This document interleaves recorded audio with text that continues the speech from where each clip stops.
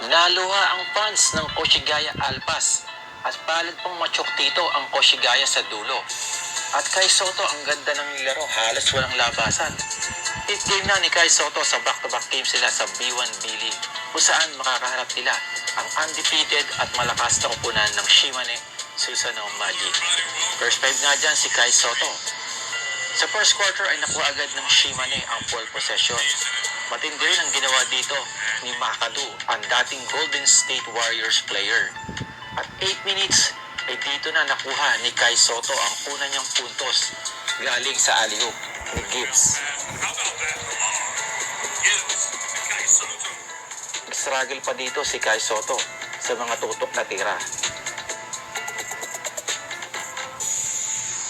Sa play na ito ay nahingi ng bola si Kai Soto sa post. Hindi lang nabigyan sa kanya ang bola. Sa play naman ito, ang ganda ng galaw dito ni Kai Soto. Spin move at ginamit niyang kaliwa niya dito. Pasok yan. Sinubukan din dito ni Makadu si Kai sa ilalim. Yun nga lang, hindi siya umubra kay Kai. Nahuli siya. Yun, butata. Na-block siya dito ni Kai Soto.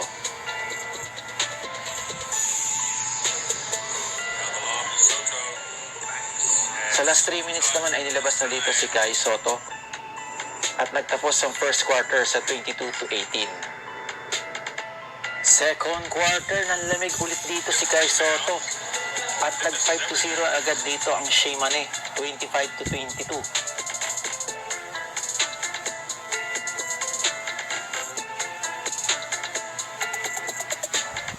Kaya napatay mo dito si Coach Ansay. Ito talaga ang advantage ni Kai sa ilalim. Nakakakuha siya ng foul. Yun nga lang, hindi maganda yung free throw niya dito. 1 of 2. Kaya nagtapos ang second quarter na 42-45. Lamang na dito ang Shimane. Pagdating naman sa third quarter, ay humataw na dito si Kai Soto.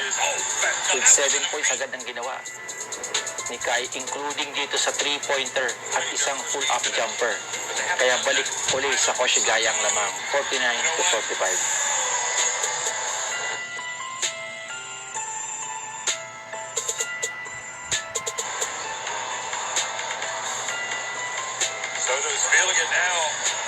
At maganda rin ang nilaro dito ng import at mga point guard.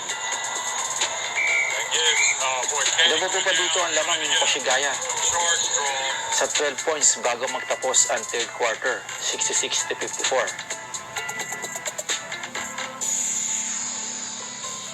Fourth quarter, nagka-momentum dito ang Shimane, 5-0 agad ang ginawa, 66-59.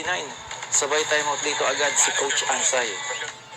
Nagpatuloy pa dito yung pagbaba ng lamang ng Koshigaya sa 4 with 7 minutes pa natitira sa oras.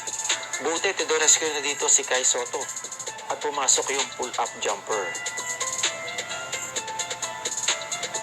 At buti na lang nakakuha si Kai ng foul sa ilalim at nako-convert niya into the free throw. At naipapasok naman niya.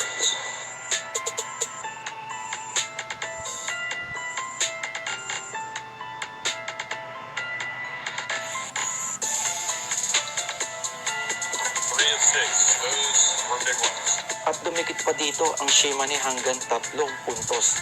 Clark for 3. That is scary. Unbelievable. How in the... Last 1 minute and 52, ang ganda sana ng pasa dito ni Gibbs.